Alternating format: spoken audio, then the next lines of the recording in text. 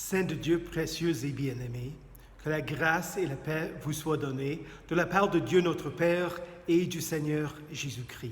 Amen. Le texte pour notre méditation aujourd'hui vient de l'Évangile de Matthieu, le 28e chapitre, et la lettre aux Romains, chapitre 6. Pour la majorité de vous, vous êtes baptisés en Christ.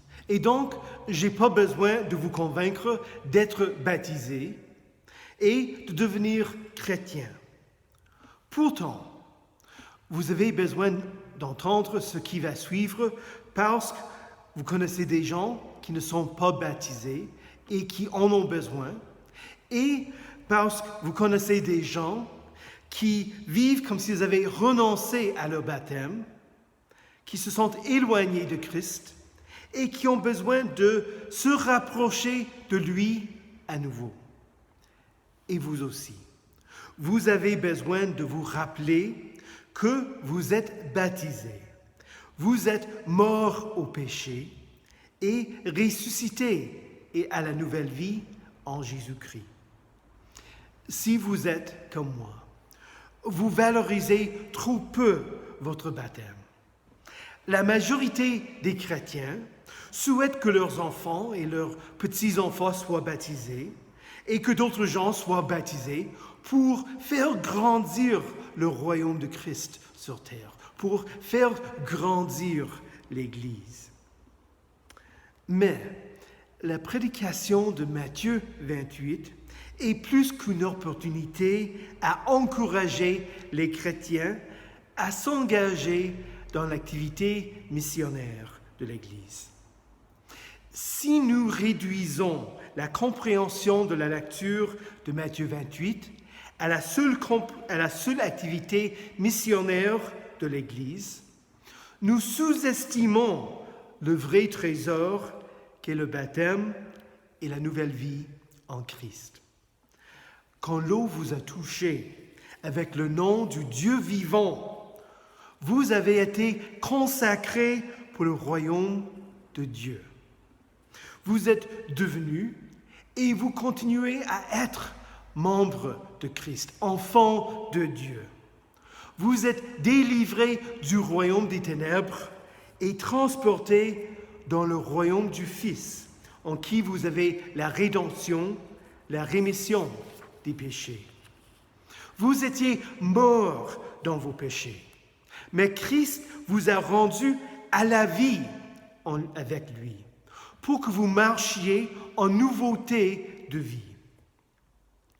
Pour estimer le baptême, comme nous le devons, il faut apercevoir le lien entre le baptême et la résurrection des morts.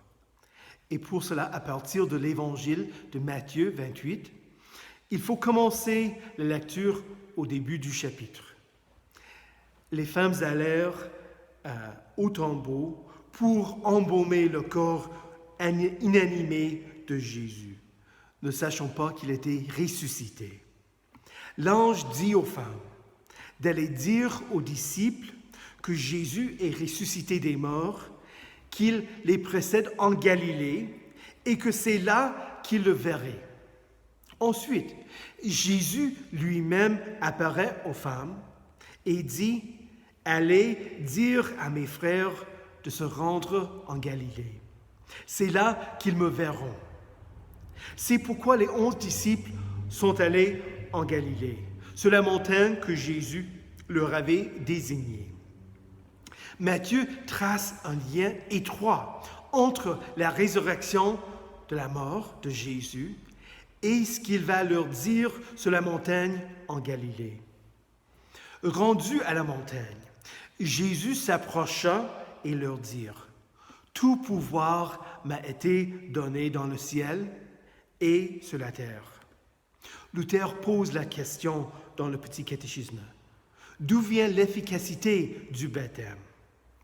Bien que Luther ne fasse pas référence à Matthieu 28 pour sa réponse, il aurait pu citer la parole de Jésus quand il dit « Tout pouvoir m'a été donné dans le ciel et sur la terre. » Par sa mort et sa résurrection des morts, Jésus anéantit le diable qui avait la puissance de la mort. En lien avec sa résurrection, il dit aux disciples, « Allez, faites de toutes les nations des disciples, baptisez-les au nom du Père et du Fils et du Saint-Esprit, et enseignez-leur à mettre en pratique tout ce que je vous ai prescrit. » Ce que Jésus avait accompli par sa résurrection, il donne à tous ceux qui reçoivent le baptême. Quand vous lisez ces versets, vous observez que les verbes sont traduits à l'impératif. Allez, faites, baptisez, enseignez. Mais en grec, il n'y a qu'un seul verbe qui est écrit à l'imparfait, et ce n'est pas le mot « aller ». Le sens est plutôt « lorsque vous allez »,« quand vous allez »,« où que vous alliez »,« en allant ». Le verbe à l'impératif est ce que le texte traduit par « faites des disciples ». En grec, la phrase « faites des disciples » n'est pas qu'un seul mot. Pour la durée de cette prédication, imaginons qu'il existait en français le verbe « discipler ». Voilà ce que Jésus envoya faire ses disciples. Discipler. Toujours et partout. Et comment est-ce que vous disciplez? En baptisant et en enseignant. C'est une activité continue. Quand l'Église disciple, elle baptise. Le baptême veut dire tout simplement laver. Alors, en grec, on baptise la vaisselle, on baptise ses mains. Quand nous baptisons pourtant, nous lavons d'eau, mais pas seulement avec de l'eau. Un baptême chrétien est un lavage avec de l'eau et la parole puissante de Dieu. Mais il ne suffit pas de baptiser. Une mère, après avoir accouché d'un enfant, a-t-elle tout fait pour l'enfant? Non. Elle continue à prendre soin de l'enfant. Si une personne est baptisée, mais n'est pas soutenue par l'enseignement de la parole, sa foi en Jésus mourra. Voilà pourquoi Jésus obligea ses disciples à enseigner. Ainsi, vous êtes devenus disciples quand vous avez été baptisés et vous continuez à en être par l'enseignement continu. Voilà la façon que l'Église disciple.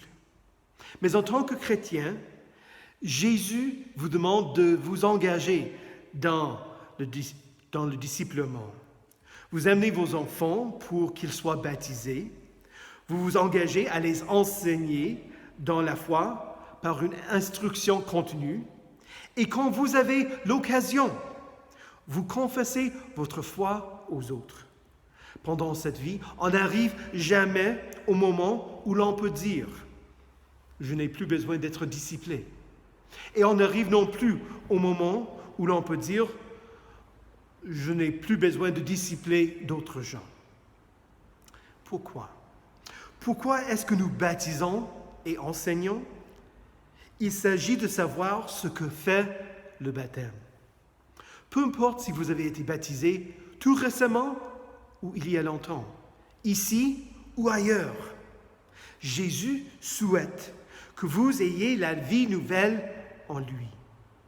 Pour répondre à la question « Pourquoi est-ce que nous baptisons et enseignons ?», considérons le 6e chapitre de la lettre aux Romains. Paul pose la question « Ignorez-vous que nous tous qui avons été baptisés en Jésus-Christ, c'est en sa mort que nous avons été baptisés ?» Peut-être que les Romains ne le savaient pas. D'habitude, nous prêchons que nous recevons le Saint-Esprit, la vie nouvelle en Christ, le pardon des péchés par le baptême. C'est tout à fait vrai. Mais peut-être que vous n'avez jamais considéré que vous êtes mort par le baptême. La parole tue Et la parole vivifie. Par la parole, vous êtes unis à tout ce qui avait été à Jésus. Sa vie innocente, son obéissance à la loi, sa croix, sa mort et bien sûr sa résurrection de la mort. Il y a plusieurs années, j'ai prêché à l'enterrement d'une de mes paroissiens qu'elle n'était pas morte le jour où elle a arrêté de respirer et où son cœur s'est arrêté de battre. Elle est morte le jour où elle a été baptisée. Comme le dit Paul, par le baptême, en sa mort, nous avons donc été ensevelis avec Jésus. À quelle fin? Comme Jésus est ressuscité par la gloire du Père, de même nous aussi, nous menions une vie nouvelle. Christ est mort, et c'est pour le péché qu'il est mort une fois pour toutes. Maintenant qu'il est vivant, c'est pour Dieu qu'il vit. De la même manière, vous aussi, considérez-vous comme morts au péché et comme vivants pour Dieu en Jésus-Christ, notre Seigneur. Que le péché ne règne donc plus dans votre corps mortel pour vous soumettre à lui par ses désirs. Ne mettez plus vos membres au service du péché comme des instruments de l'injustice, mais au contraire, livrez-vous vous-mêmes à Dieu, comme des morts revenus à la vie, et mettez vos membres à son service, comme des instruments de la justice. Votre vie, vos œuvres, vos efforts pour vous justifier vous-même, que tout cela ne mène à rien, et que vous regardiez toutes ces choses comme une perte à cause de l'excellence de la connaissance de Jésus-Christ, votre Seigneur.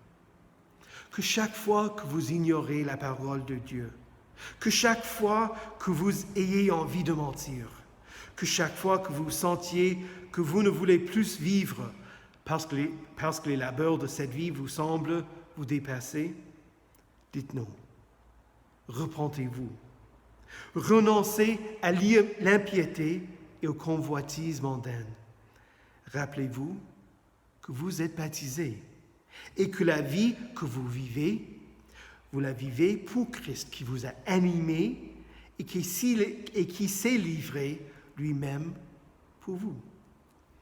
Puisque la mort ne pouvait pas retenir Christ, elle ne peut pas retenir vous non plus, aussi longtemps que vous êtes en Christ. Quand j'ai prêché que la paroissienne était morte le jour de son baptême, j'ai aussi prêché qu'elle vivait, qu'elle avait mené une vie nouvelle comme enfant de Dieu, qu'elle n'était pas morte, mais qu'elle vivait avec Jésus au ciel. Et enfin, qu'elle sera ressuscitée quand reviendra Jésus. En vous, en tant que chrétien, vous, même si vous mourrez et que votre corps sera enterré, vous serez ressuscités à la vie éternelle. Mais pas seulement quand vous serez ressuscités. La nouvelle vie, la vie éternelle, ne commence pas au moment où Christ revient dans sa gloire. Par le baptême, vous l'avez déjà, vous l'avez aujourd'hui. Si nous avons été unis à lui par une mort semblable à la sienne, nous le serons aussi par une résurrection semblable à la sienne. Christ est ressuscité et donc vous êtes ressuscités à la vie nouvelle. Voilà la raison pour laquelle nous ne considérons pas cette vie que cette vie. Vous êtes immortels. Vous pouvez dès maintenant mener une vie nouvelle. Ce n'est pas seulement que votre baptême se réduirait à n'être qu'un événement de votre enfance. Vous êtes baptisés. Vous vivez en Christ. La résurrection de Christ est la vôtre. Et si nous souhaitons voir d'autres gens recevoir la résurrection des morts, qu'ils deviennent chrétiens, disciplons. Disciplons en baptisant et en enseignant, en parlant aux autres toujours et partout concernant ce que Jésus a accompli par sa résurrection des morts. Et eux aussi, ils recevront la résurrection à la vie éternelle, tout comme Jésus est ressuscité des morts, et tout comme vous aussi, vous serez ressuscités au dernier jour. Que vous meniez la vie en Jésus qui est la vie. Au nom de Jésus, Amen.